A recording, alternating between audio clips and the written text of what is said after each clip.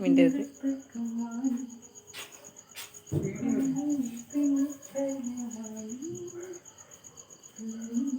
ഇന്നലെ ഇതാണ് കേട്ടത്.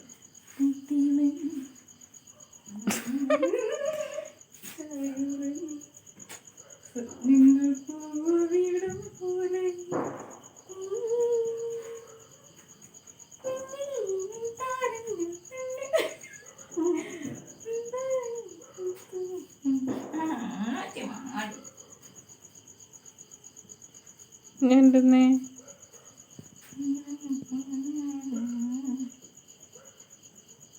ചെറുക്കനെ ഇങ്ങനെയായിരുന്നു ഞാൻ ഇങ്ങനത്തെ ഇങ്ങനെ വെക്കും. അല്ല ഈ ആളെന്തെങ്കിലും ഇങ്ങനെ ഇരിക്കുന്നേ? ഒരു സുഖം. ഉറങ്ങിയടി.